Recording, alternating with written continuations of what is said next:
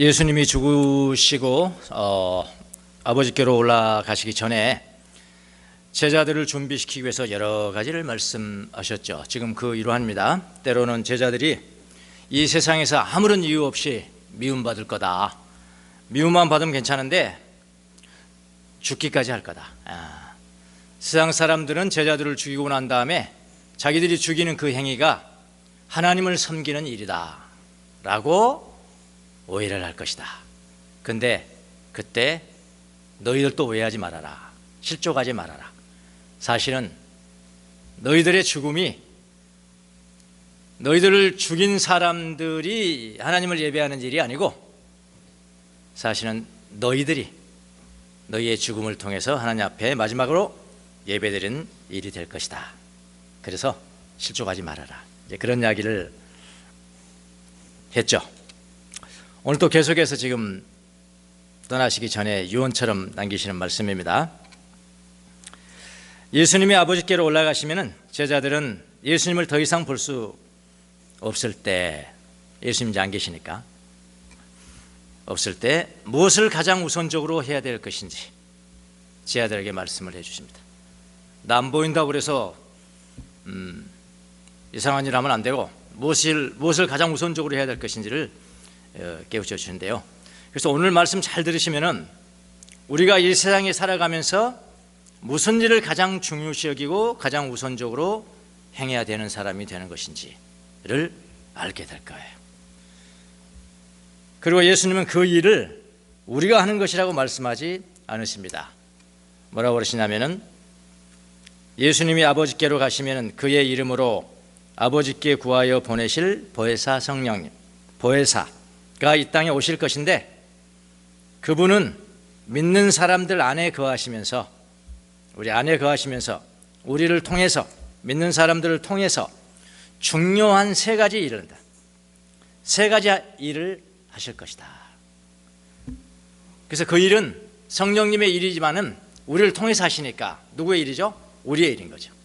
성령님의 일이지만은 동시에 우리의 일인 겁니다.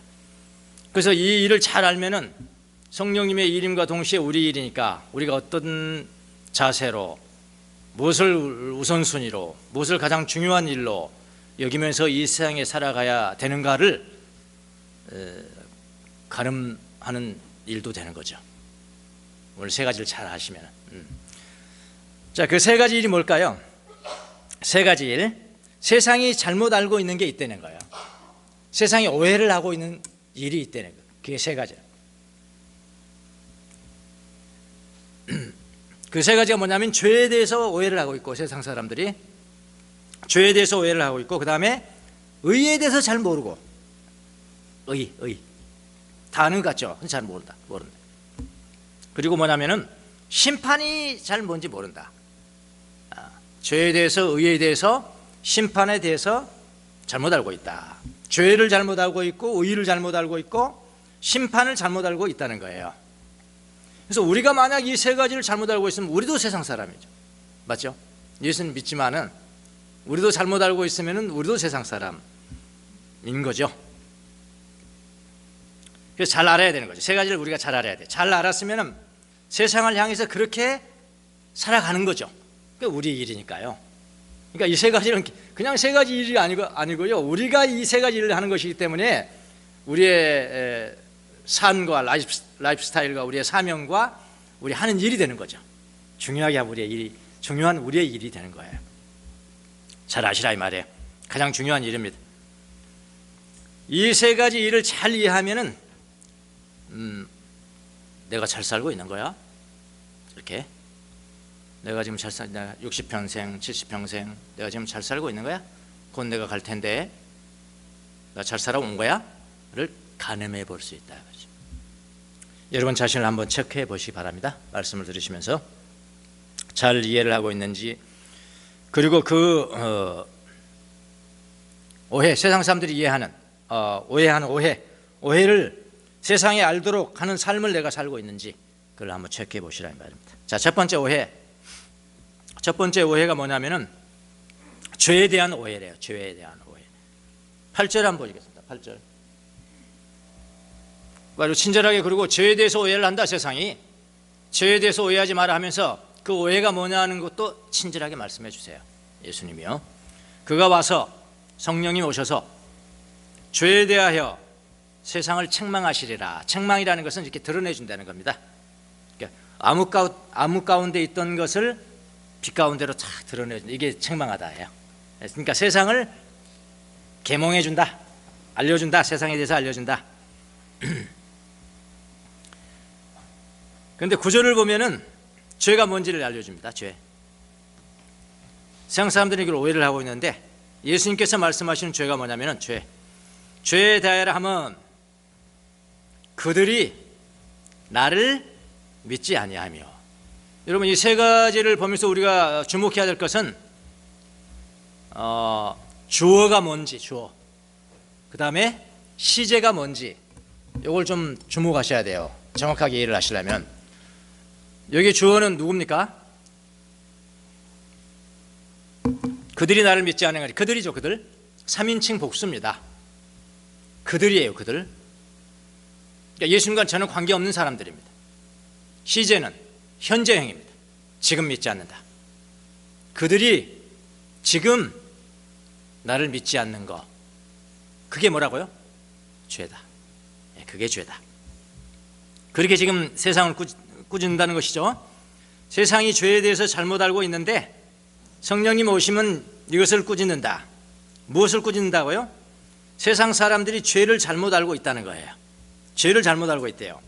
죄라는 것은 세상 사람들이 이해하는 대로 그런 것이 아니고, 하나님이 말씀하시는 진짜 죄라는 것은 뭐냐면은 그들이 나를 믿지 않는다. 지금 믿지 않는다 라는 것이래. 자, 그들이 나를 믿지 않는다는 것에서 주어는 3인칭 복수.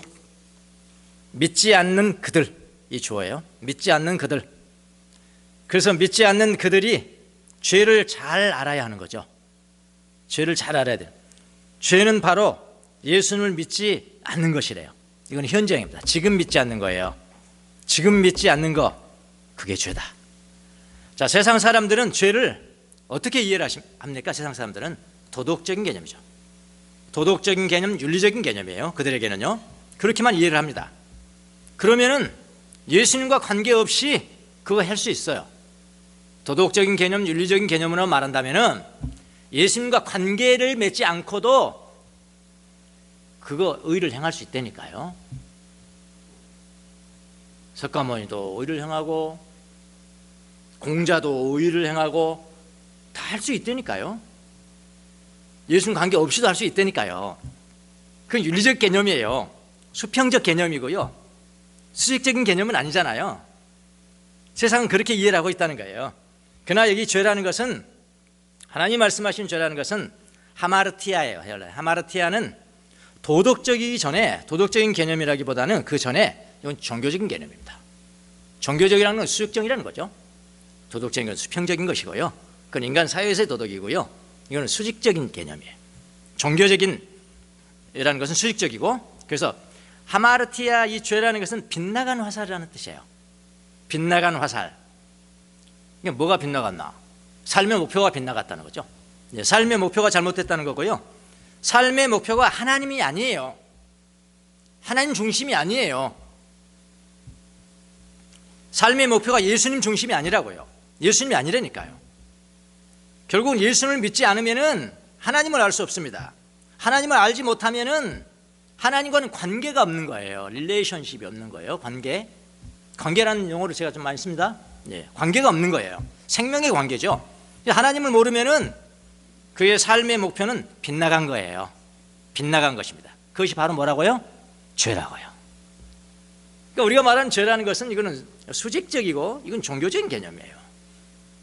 세상 사람들은 그렇게 생각하지 않죠. 자, 성령님이 오시면 바로 믿지 않는 자들에게 이것을 깨우쳐 주는 일을 행하시는 겁니다. 그럼 우리를 통해서 그걸 깨우쳐 주시는 것인데 우리 일이 뭐겠습니까? 그럼 이 세상을 향해서, 믿지 않는 그들을 향해서 그들에 대해서 믿지 않는 것이 죄다 라는 것을 깨우쳐 주는 것이 우리의 중요한 일이고 우리의 중요한 사명이 돼야 되고 중요한 아주 일이 돼야 되는 거예요. 우선적인 일이 돼야 되는 거예요. 자, 여러분, 성령님이 오시면 바로 그 일을 하시는 건데, 그래서 저 사람 성령 받았나? 저 사람 성령 받지 않았나? 무엇을 보면 알 수 있습니까? 방언하나? 성령 받았네. 방언 못하나? 성령 안 받았네. 그겁니까? 그거 아니에요. 방언, 스님도 또 방언합니다, 여러분. 스님도 방언해요. 성령 받은 사람도 방언 못할 수 있고요. 성령 안 받은 사람도 이상한 거 그거 할 수 있어요. 그래서 방언을 제가 지금 얕게 보는 것이 아니라 성령으로 말미암은 방언은 중요하죠. 은사니까요. 근데 단지 그걸로 그런 식으로 하면 그건 곤란해진단 말입니다. 병 고치는 사람이 있으면 성령 받고 그랬나요? 그거는 다른 종교, 모든 종교는 어떤 초자연적인 현상을 다룬다, 여러분. 스님도 병자 고쳐요. 그걸 아셔야 합니다. 그거는 중요한 바로미터 아니에요. 그런 것들은 정말 더 중요한 것이 있는데요. 저 사람이 성령 받았을까 안 받았을까? 무엇을 보면 알 수 있느냐? 예수님을 믿지 않는 것이 죄라는 것이 믿어지면 간단해요. 예수를 믿지 않는 것이 죄다. 치명적인 죄다. 살인자보다도 더 큰 죄다. 이것이 믿어지면은 그 성령 받은 사람입니다. 아주 분명해요. 그것이 믿어지지 않는다, 희미하다. 근데 뭐 황홀경에 빠지기도 하고 가끔 뭐 입에 거품 먹고 무슨 일 한다? 그거 아니에요. 그거 아니에요. 아닙니다, 여러분. 예수님을 믿지 않는 것이 죄라는 것이 믿어지면은 성령 받은 것입니다. 다른 것은 아주 중요한 그 기준이 아니에요. 근데 우리는 좀 잘못하고 있죠. 성경은 바울 사도는 이런 이야기를 했습니다. 고린도전서 12장 3절. 성령으로 아니하고는 누구든지 예수를 주시라 할 수 없느니라. 이 말은 무슨 말입니까? 성령으로 말미암지 않고는 예수가 하나님이라 할 수 없느니라. 뭐 그런 이야기 아닙니까? 이건 맞는 겁니다. 그래서 성령이 임하면은 예수님을 하나님이라 할 수 있다는 겁니다. 그리고 믿지 않는 게 죄잖아요. 믿지 않는 것이 죄라는 것을 가슴속에 확실히 믿고 이것을 다른 사람한테 이야기하고 죄의 길로 가는 사람한테 이야기하고 세상을 향해서 그렇게 깨우쳐주고 하는 것이 중요한 사명이죠. 중요한 사명이 오는 거예요. 저는 처음에 교회에 다닌 지 1년 반 정도 후에 예수님이 믿어졌습니다. 뭘로 믿어졌는지 어떻게 아냐? 과학적으로 증명해봐라. 그건 못해요. 근데 저는 알아요. 성령님으로 말미암아 믿어졌어요. 성령님이 제 10년 가운데 임한 겁니다. 황홀경에 빠졌냐고요? 아니, 그런 적은 없어요. 오해하지 마세요. 저 그렇게 믿지 않았습니다. 성령 그렇게 받지 않았어요. 저는 기도 중에 성령이 제게 임한 걸 저는 알았어요. 가장 먼저 깨달은 것이 있었어요. 가장 먼저 깨달은 것이 뭐냐? 예수님을 믿지 않는 사람, 바로 그 사람이 죄인이라는 것이 믿어졌습니다. 그때부터 저는 담대하게 여러분 예수님을 믿지 않으면 여러분이 죄 가운데 있습니다. 죄인입니다. 그리고 사람들에게 외쳤어요. 아니, 법조인은 법조인답게 살인하지 마십시오, 강도짓 하지 마십시오, 이거 외쳐야 될 건데 이거 외쳐야 될 건데 저는 그런 거 외치지 않았습니다. 제가 가장 우선적으로 외친 것은 바로 여러분 예수님을 믿지 않으면 죄인이라는 것을 아셔야 합니다. 치명적입니다. 이건 살인죄보다 무섭습니다. 여기 외쳤습니다. 세상이 저를 보고 뭐라 하겠을까요? 약간 미친 사람 아니야 이거? 그렇겠죠? 말은 못하고 속으로 그랬을 것 같아요. 약간 미친 사람 아니야? 그래, 그나저나 예수님이 그렇게 말씀하셨잖아요. 두렵습니까? 세상 사람들이 여러분을 조금 미쳤다고 말하면 좀 두렵습니까 그게? 죽을 때까지 사명이 됐죠. 잠시 사명감이 조금 다운될 수도 있고 뭐 어떨 때는 업될 수 있고 그건 상관없고요. 지속적으로 제가 본 어게인 된 이후에 제가 죽을 때까지 제게 맡겨진 사명은 그거는 뭐 다운 업 이거 오케이 있을 수 있어요. 그러나 그 영원히 변치 아니하는 내가 해야 될 일, 나의 미션, 내 중요한 일, 나에게 우선적인 되는 일, 그건 바로 이겁니다. 예수 믿지 않으면 여러분 죄인입니다. 지금 믿지 않으면 여러분 죄인입니다. 저만 그래야 됩니까? 저만 그래야 되냐고. 그럼 여러분 성령 받지 않았어요? 저만 성령 받았으니까 저만 이렇게 일해야 되냐고요. 가장 중요한 사명이 된 겁니다. 여러분은 이런 일을 바로 알고 계십니까? 예수 믿지 않는 것이 죄라는 것을 알고 계시냐고요. 여러분이 이 땅에 살아가는 동안 가장 우선적인 사명이 무엇입니까? 뭐냐고요? 그냥 좋은 대학 가는 것입니까? 돈 많이 버는 것이에요?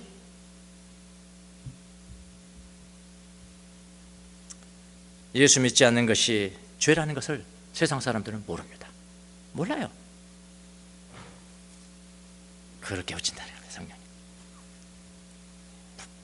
진짜 예수 믿는 사람들 이런 사명이 분명하잖아요. 어떻게 보면은 저는 이런 게 좋더라고요. 뭐 두리뭉실 하나 뭐 이것도 해야 되고 이것도 이러고 해야 되는데 이거 하나 더 해야 그거 말고 그런 거 말고요. 정말 내가 아니면 안 될 수 있는 그런 한 가지 뭐 그런 게 좋잖아요. 네, 분명히 예수님이 말씀하셨습니다. 죄다. 자, 두 번째. 이건 그래도 첫 번째 거는요 많이 알아요. 죄가 뭔지는 알아요. 뭐 실천하지 않아서 그렇지 다 알아요. 아는 사람들이 알아요. 교회 어느 정도 다니면서. 근데 두 번째가 이제 문제입니다. 두 번째 오해가 무엇일까요? 의에 대해서 한 겁니다. 많이 아는 것 같죠? 한국 사람들 진짜 의에 대해서 의로운 일을 많이 하십니다. 조금만 불의하다고 그러면 막 다 무조건 촛불 듣고 나가는 것이니까요. 예. 그게 문화가 됐어 이제. 무조건 불의하다면 무조건 나가는 거. 이게 뭔지 이게 잘 모르고 무조건 나가는 거예요. 의에 대해서 잘 알 수 있는 민족 같아요. 또 우리 교회 다니는 사람도 의에 대해서는 너무나 많이 들어봤기 때문에 잘 아는 것 같고요. 오늘 한번 보자고요. 의가 뭔가. 8절 한번 보겠습니다. 그가 와서 의에 대해서 세상을 책망하시리라 했죠. 아까 죄에 대해서 책망했고요. 바로 알려줬고, 의에 대해서 바로 알려주시리라. 10절이 또 예수님이 설명을 하시잖아요. 뭐라고 설명한다면은 의에 대하여라 하면 내가 아버지께로 가니, 그러니까 예수님이 아버지께로 가시잖아요. 승천 가니 너희가 다시 나를 보지 못하며 그랬어요. 가시니까 못 보죠. 가시니까 못 보는 거예요. 자, 성령님이 오시면 의가 무엇인지에 대해서 세상을 고쳐주신다는 겁니다. 근데 그 의에 대해서 예수님이 설명을 하시는데 조금 이해할 수 없는 말씀을 하세요. 여러분 이 요한복음은 최소한 10번씩은 다 읽어보셨을 건데 이 부분 다 읽어보셨잖아요.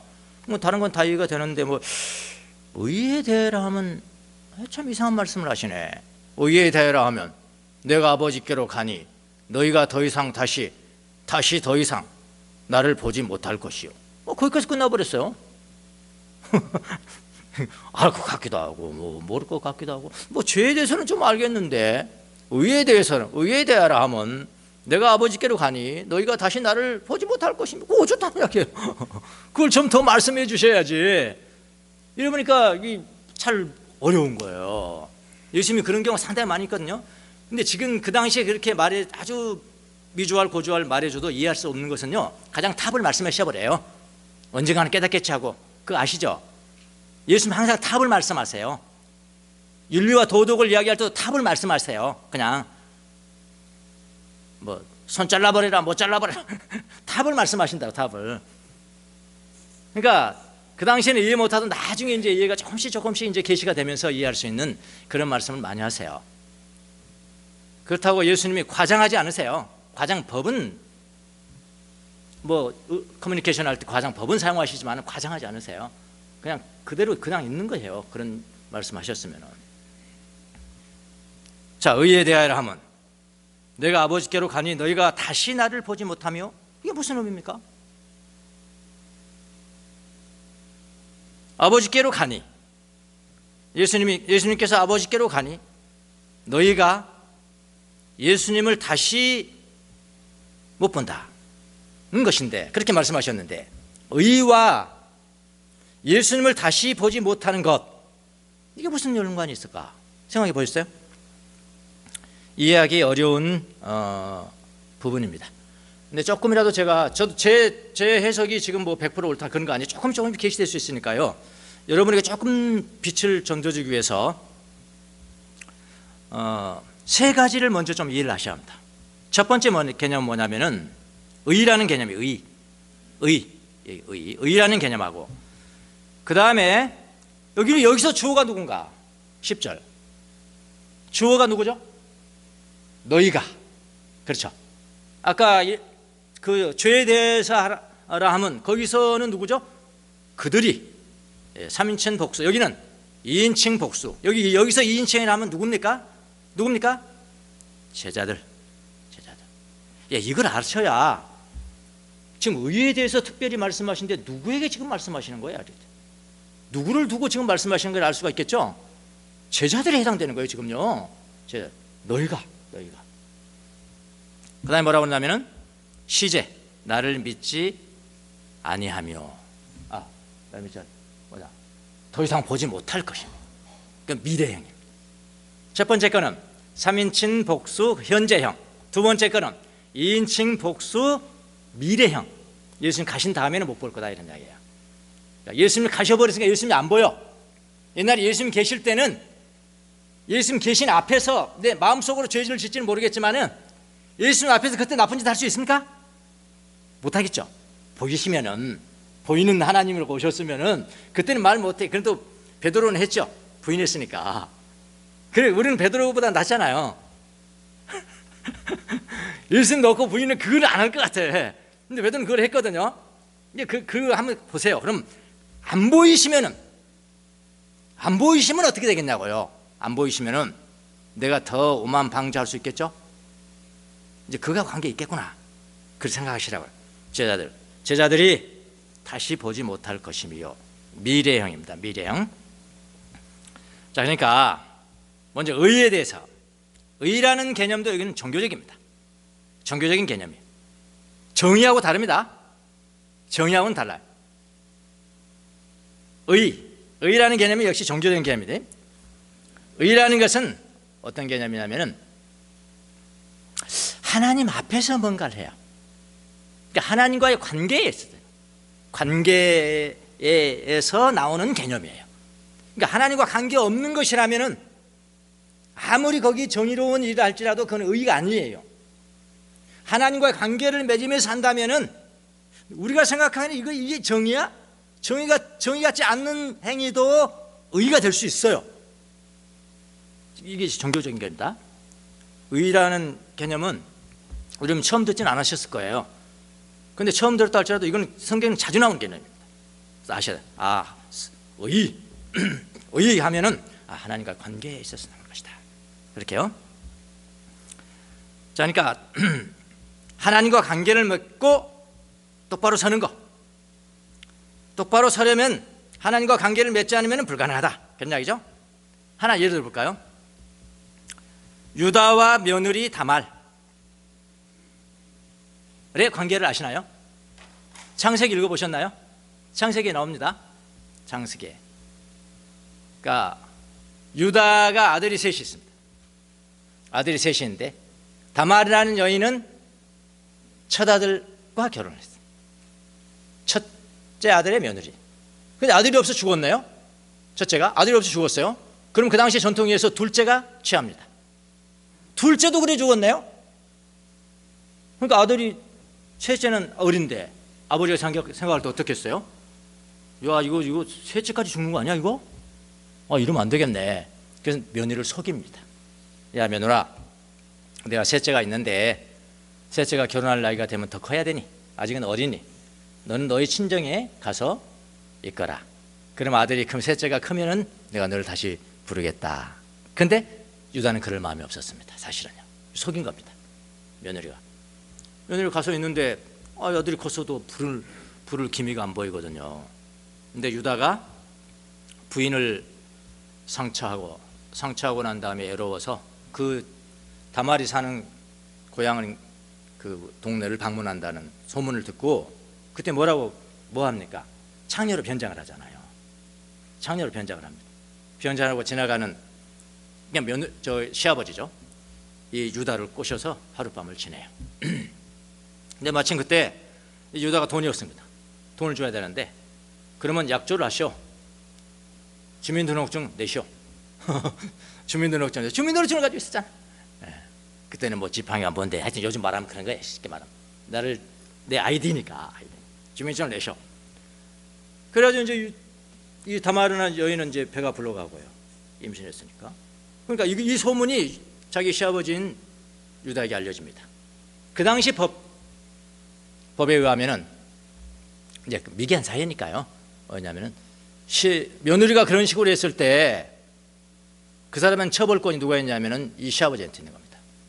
시아버지 처벌할 수 있어요. 그래서 어떤 형을 내렸느냐? 불에 태워 죽여라. 불에 태워 죽여라. 그 형을 집행하려고 그러는데 이 여인이 주민등록증을 탁 까는 겁니다. 이 속에 있는 아이의 아버지는 이 사람입니다. 근데 보니까 누구예요? 유다야, 유다. 시아버지야. 시아버지가 그 소식을 듣고 한 말이 있습니다. 며느리에게 한 이야기가 있습니다. 너는 나보다 뭐라 했을까요? 영리하다? 약삭빠르다? 너는 나보다 의롭다. 어떻게 보면 이해가 안 되시죠? 그런데 다말에는 그런 믿음이 있었습니다. 유다의 가문을 통해서 그 믿음의 자손들을 낳아야 된다. 그래서 여러분 마태복음 보면은 다말이라는 여인은 예수님의 족보에 딱 들어가 있습니다. 유다는 다말에게서 누구를 낳고 누구는 누구를 낳고 이렇게 예수님이 오신 거예요. 이해가 되십니까? 의라는 게 우리가 생각하는 그런 것과는 조금 다릅니다. 그러니까 너희들이 제자들이 나를 다시 보지 못할 것이다 이런 이야기죠. 그러므로 의라는 것은 제자들이 미래에 예수님을 보지 못하는 상황에서도 어떻게 생각해야 되냐면은 예수님이 항상 너희들 앞에 계시다고, 내 앞에 계시다고 믿으면서 그 믿음의 근거에서 행동하라 이런 이야기예요. 그 믿음이 그런 거예요. 안 보이지만은 성령님 너희들에게 오셨으니까 보이는 예수님이 항상 계시다고 믿고, 믿음이라는 게 그런 거예요. 그렇게 해라. 여러분, 믿음으로 의롭다게 되는 것도 바로 이런 뜻입니다. 그리고 믿음으로 의롭게 되었다고 아무렇게 살면 안 된다는 거예요. 예수님이 바로 있다고 앞에 계시다고 믿고 해라. 제자들이 믿음 후에 앞으로 어떻게 행동할 것인지에 대한 말씀입니다. 이게 주어가 누구라고요? 제자들이에요. 제자들. 시제가 뭐라고요? 미래형이 미래형. 안 보일 텐데 있다고 믿고 그렇게 해라. 그래서 제자들은, 예수 믿는 사람들은 뭐 이렇게 직접 나갈게요. 예수님 보이지 않는다고 해서 멋대로 행동하면 안 되는 거예요. 멋대로 행동할 수 있어요. 처음에 믿을 때는 막 너무나 충만하고 그러죠. 세월이 흘러갑니다. 10년이 가고 20년이 30년이 가갑니다. 예수님이 어디 있습니까? 성령님도 쪼그라들어 버렸어. 자기 멋대로 하는 거야. 내가 신이야? 예수님이 비유를 들어주셨습니다. 무슨 비유를 들어주셨냐면은 종이 있고 주인이 있다는 거예요. 주인이 있고 종이 있어요. 모든 재산은 주인의 것입니다. 종이 있습니다. 그런데 이 종이 악한 종이에요. 악한 종. 주인이 멀리 여행을 떠났습니다. 재산을 다 맡기고 떠났어요. 주인이 종들에게 모든 소유를 맡기고 먼 길을 떠났는데 뭐라고 그러냐면은 악한 종은 마음에 생각하기를 뭐라고 생각했냐면, 이거 중요합니다. 뭐라고 생각하냐면 주인이 어떻다고 생각했어요? 기억이 나시나요? 죽었다고? 없다고? 절대로 안 온다고? 주인이 더디 오리라. 주인이 있다고 믿어요. 근데 더디 오리라. 딜레이드. 더디 올 거야. 그렇게 생각한다는 거예요. 뭐 하면? 세월이 지나면은 왜? 안 보이니까. 안 보이잖아요. 주인 안 보이잖아요. 더디 오리라. 더디 오리라 하여 동료들과 때리며 술 친구들과 더불어 먹고 마시게 되면 주인이 이르러 엄히 심판할 것이다. 마태복음 24장 48절. 아시겠나요? 지금 왜 이 말씀을 하셨을까? 처음에는 잘 시작했는데 주인이 더디 온다고 세월이 흘러서 허랑방탕한 지도자들이 너무나 많습니다. 우리의 눈앞에 보고 있습니다. 우리도 그럴 확률이 큽니다.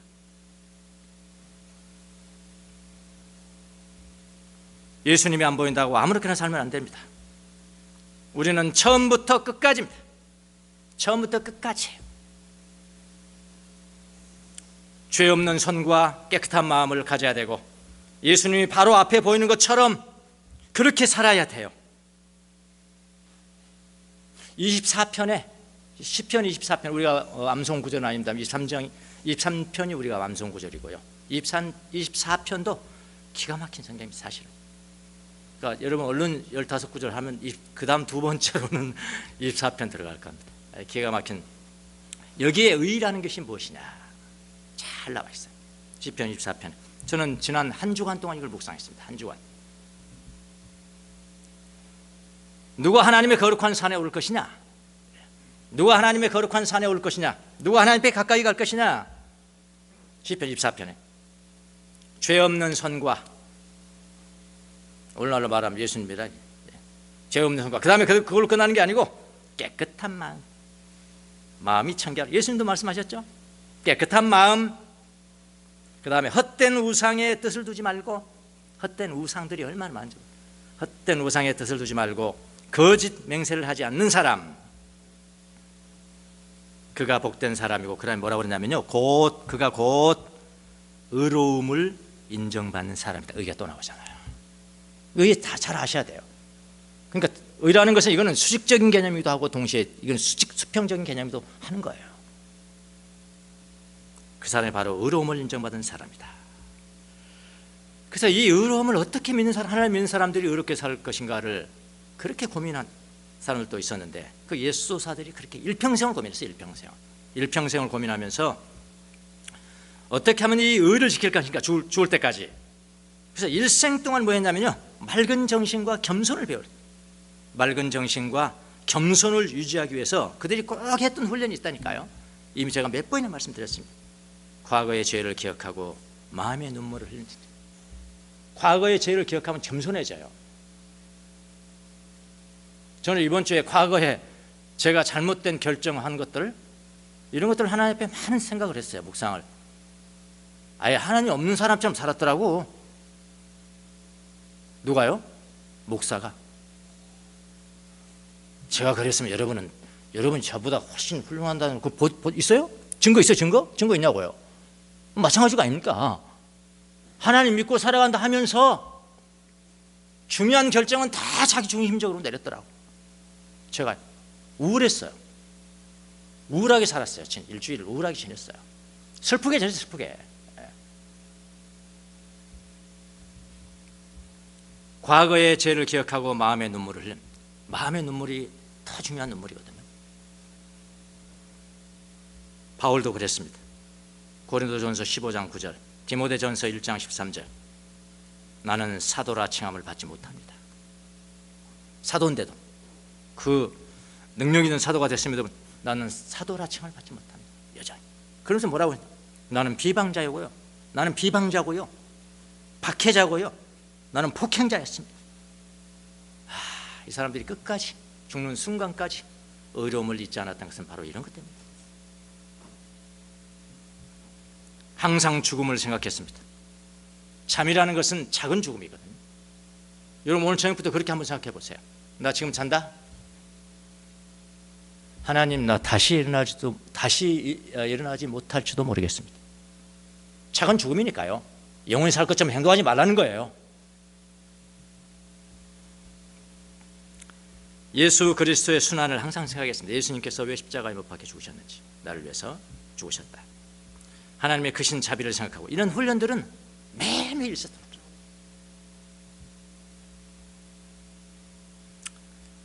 우리가 믿는 자들로서, 예수 믿는 자들로서 어떤 삶을 살아야 합니까? 지금 바로 예수님이 우리 앞에 계신 것처럼 믿음으로 의롭게 살아야 합니다. 이것을 위해서 성령님이 오셨어요. 이제는 예수님 살면서 내 마음에 닫혀진 문들을 좀 이렇게 여셔야 돼요. 저는 시편 24편을 일주일 동안 묵상을 하면서 앞에 부분이 아까 제가 말씀드렸던 것입니다. 손에 손을 깨끗이 하고 마음을 정결케 하고 우상에 헛된 마음을 두지 말고 거짓 맹세하지 말고, 그 다음에 뭐라고 하는지 아십니까? 문들아 너희 머리들을 들어라. 문이래, 문. 문들아 너희 머리를 들어라. 영원한 문들아 마음을 활짝 열어라. 왜 그게 같이 나와요? 바로 나와요. 그 다음에 무슨 뜻일까? 네. 저는 중요한 것을 거기서 발견했는데, 거기 문이 있잖아요. 문이 두 번 나오거든요. 두 번 나오는데 문이 앞에 문하고 뒤 문하고 뜻이 달라요. 앞에 문은요 큰 문입니다. 큰 문. 뒤에 문은요 영원한 문들아 그러잖아요. 뒤에 문은 좀 작은 문입니다. 작은 문인데 중요한 것이 뭐냐면은 오래된 문이야. 영원하다니까 굉장히 멋진 문인가 보다. 내 안에 있는 멋진 문인가. 그런데 그게 아니고 ancient, 영어로 고물문이에요. 고물문. 한 번도 안 열어서 고물문인 거예요. 그런 문들이 많이 있다는 거예요. 지금 이거 믿는 사람들 이야기 해주는 거잖아요. 많이 있는데 그런 문도 좀 열어라. 그 앞에는 큰 문은 난 큰 문 열었거든요. 제가 예수님 영접했거든요. 성령님도 받았거든요. 성령님 내 안에 계시거든요. 제가 큰 문을 열었습니다. 그런데 머리를 들고 열었어요. 근데 그 다음에 말씀하시면 네 내면에 있는 오래된 문들도 좀 열어라. 이거예요. 오래된 문들도 활짝 열어라. 네 영광의 왕이 들어가시는 거라. 그 보니까 저 안에도요 제 내면 안에 문들이 너무 많더라고요. 무슨 문일까요? 고물문이야. 한 번도 열어본 적이 없어. 거기는 안 열어주는 거예요. 저도 안 열어줘요. 이건 내 비밀입니다. 이건 내 사생활이고요. 예수님 여기까지만 오세요. 여기까지만. 이 성문은 오시지 마세요. 이 문도 오지 마시고요.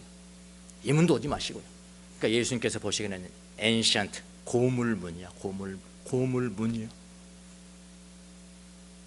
저만 가지고 있나요? 그래서 일주일 동안 기도했다니까요.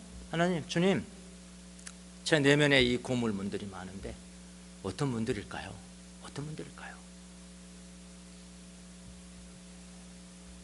며칠 묵상을 했는데 주님 또 생각나게 하시더라고요. 저에게는 두려움이 있었어요. 막연한 두려움이 있는. 여러분도 다 있습니다. 왜 두려운지. 두려움의 문, 수치심의 문, 비교하고 경쟁하고 시기하고 질투하는 문, 허영심의 문. 근데 거기는 들어오지 말라는. 여기까지만 오세요. 여긴 됐어요. 여기는 제 소관이니까요. 제 관할이니까요. 오지 마시고 여기까지만 오세요. 그런 게 다 있더라고요. 여러분 없으십니까? 내면의 작은 문들, ancient door, 고물 문들을 내면에 다 가지고 있어요. 근데 진짜로 내가 외면적으로 나타나는 것은요, 여러분이 저의 외면을 보기를 원하십니까? 저 큰 문 열었어요. 큰 문 열고 예수님 영접했고요, 성령님 계시고요, 거기에 따라 나는 행동하는 겁니다. 그게 저예요. 여러분이 본 저입니다. 근데 그건 전부가 아니에요. 그거 가짜예요. 진짜 저의 내면의 문 속에 있는 그것 때문에요. 그것 때문에 움직이는 것이 진짜 납니다. 두려워하고 수치감 나고 시기하고 질투하고 허영심 내고 교만하고, 그것들이 저를 진짜 움직이는 거라고요. 그래서 진짜 자신의 진면목을 보기 위해서는 그 문들을 봐야 돼. 문들을, 그 고물된 문들을 봐야 돼. 그 문들 하나씩 하나씩 열어놓고 들어오세요. 영광의 왕이 들어오셔서 내가 들어가면 되잖아요. 예수님. 저는 요즘 그 작업하고 있습니다. 내가 두려움이 어디서 왔는지. 그래서 외적으로뿐만 아니라 내면에 깊숙이 있을까지 하나님의 영광이 침투하서 들어가서도, 이게 바로 의입니다. 의. 예수님이 보이지 않는다. 가버리면 너는 더 이상 보지 않는다. 그럼에도 불구하고 예수님이 여전히 계신 것처럼 겉과 속이 같을 수가 있는, 그거 이야기해요. 그게 의입니다. 끝까지 그렇게 하도록 해라. 두 번째. 세 번째 심판에 대해서는 다음에 하겠습니다. 이게 대단히 중요한 것인데, 여기에 이제 우리가 개혁적 성향, 개혁을 어떻게 할 것인가, 이게 다 들어가 있거든요. 크리스찬들의 개혁하는 게 어떻게, 이 정치가들 말고 저렇게 하는 거 말고요. 진짜 개혁을 어떻게 하는 것인가, 여기 심판에 대해서 나왔어요. 심판. 여기서 주어 시제가 다 달라요. 주어가 뭡니까? 단수예요. 3인칭 단수입니다. 일상 통치자, 원이에요, 원. 더. 시제는 뭡니까? 현재 완료형이에요. 기가 막힌 양이다, 이게 지금. 이미 심판받았어. 그럼 이미 심판받은 거야. 통치자는 받은 거야. 근데 지금 영향을 끼치고 있어. 자기도 심판 안 받는 것처럼. 이 가운데서 우리가 어떻게 행동할 것인가, 이게 나오거든요. 근데 너무 좀 길어서 다음 주가 될지 잘 모르겠지만은 어쨌든 다음에 하도록 하겠습니다. 자, 이렇게 보면요, 우리가 이 세상에 살아가면서 행해야 될 일이 그냥 드러납니다. 이렇게 쫙 드러나요. 지금 예수님 믿어야 되고요. 그래서 죄로부터 벗어나야 돼. 미래에는 어떻게 할 건가? 예수님이 안 계시지만은 바로 앞에 계신 예수님처럼, 바로 앞에 예수님이 계신 것처럼 그런 의로운 사람이 돼야 된다. 겉과 속이 그래야 된다. 그리고 그런 사람이 진짜 의로운 사람이다. 그리고 개인에게 있는 악, 내 안에 있는 악, 그 다음에 구조의 악을 어떻게 볼 것인가, 그 근원이 무엇인가 봐야 합니다. 그리고 대적해야 돼요. 변혁시키는 일을 해야 됩니다. 이미 악은 심판을 받았습니다. 이 세 가지 일을 우리를 통해서 성령님이 하시는 일인 거예요. 그래서 지금 믿고 죄인에서 벗어나고 미래에 예수님이 바로 앞에 계신 것처럼 행동하고, 그게 의인이고, 그 후에 이미 심판받은 세상의 통치자들을 어떻게 우리가 대적할 것인가. 이거 하면 살아가라, 이거 하면, 이렇게 세 가지 일만 하면 살아가도요, 우리가 엄청나게 바쁘게 살아갈 수가 있어요. 여러분 뭐 하시는데 바쁘십니까? 여러분 뭐 하시냐고 바쁘십니까 지금? 이 중에 한 가지라도 있습니까 지금? 그렇게 해야 됩니다. 예수님 말씀 경청하셔야 돼요. 모두가 여러분 죄로부터 벗어나고 의로운 사람이 되고 개혁하는 성도들이 다 되시기를 예수님 이름으로 축원합니다. 기도하겠습니다. 살아계신 예수님,